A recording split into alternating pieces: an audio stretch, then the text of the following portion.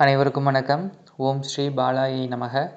ஸ்ரீ பாலா சதகம் 24ஆம் பாடல்.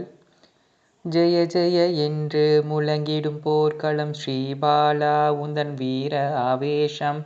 தீமைக்கும் நன்மைக்கும் போர் இதில் வென்றது சத்தியமே. சங்கரி உமையே மங்களமாயே உன் அடியார் வாழ்வும் ஜெயித்திடுமே. பாடலின் பொருள்: ஜெய ஜெய என்று முழங்கிடும் போர்க்களம்.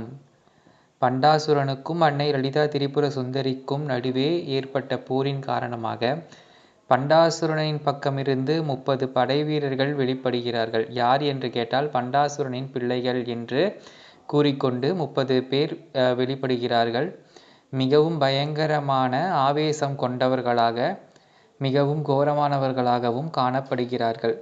அவர்களை பார்த்தால் அன்னை திரிபுர சுந்தரி மாதா, அவளுக்குள் இருந்து ஒரு ஜோதி கிளம்பி வெளிவந்து அவள் பாலை என்ற ரூபம், அற்புதமான ரூபம் கொண்டு நின்றது.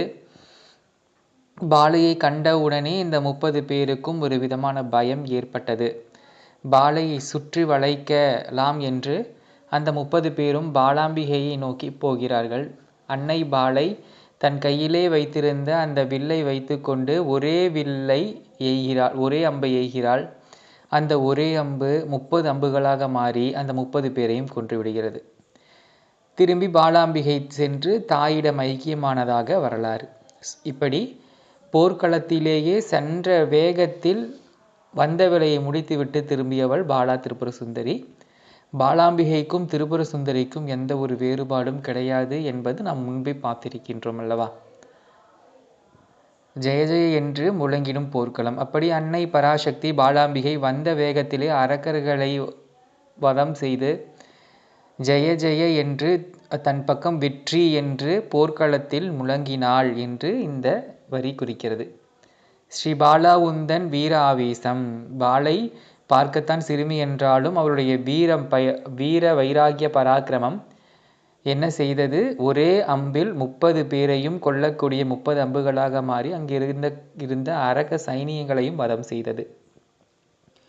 தீமைக்கும் நன்மைக்கும் போர் இதில் வென்றது சத்தியமே. இதுவும் அதே வரலாற்றை தழுவியதான். தீமைக்கும் நன்மை, அதாவது அரக்கர்களான தீமைக்கும் தேவியான நன்மைக்கும் போர் இதில் வென்றது தேவியின் சத்தியமே, தேவியின் சத்தியமே. இந்த இரண்டாம் வரி உலக வாழ்விற்கு ஒரு ஆறுதலாக இருக்கும்.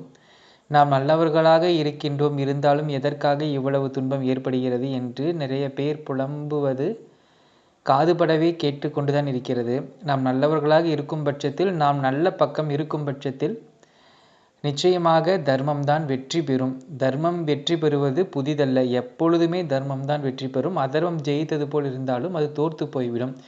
ஆனால் ஒரு முக்கியமான ஒரு நிபந்தனை என்னவென்றால், நாம் இருப்பது தர்மம் பக்கமாக இருக்க வேண்டும், நாம் செய்வது தர்மமாக இருக்க வேண்டும். அதை முதலில் நாம் ஆராய்ந்து அதன் பிறகு நாம் வாழ துவங்க வேண்டும். ஏனென்றால் தர்மம் இருக்கும் பக்கம்தான் ஜெயிக்கும் என்பது தத்துவம்.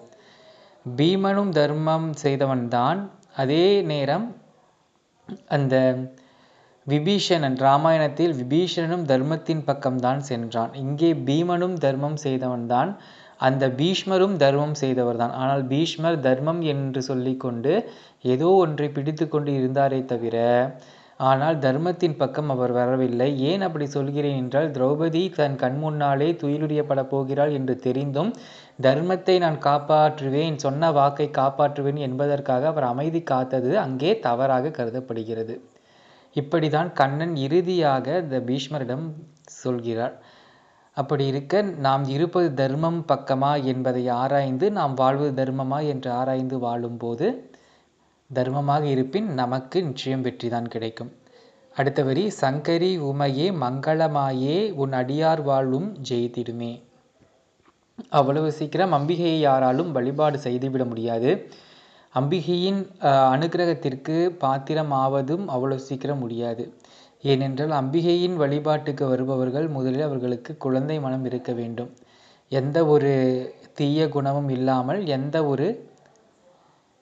ஒரு வன்மை குணமும் இல்லாமல் அம்பிகை வழிபாடு செய்பவர்களுக்கு அவர்கள் மனம் பிள்ளை, ஒரு குழந்தை போல் இருக்க வேண்டும். அது மட்டுமல்லாமல் தேவியை தாயாக வழிபாடு செய்வதே உண்மையான வழிபாடாகும்.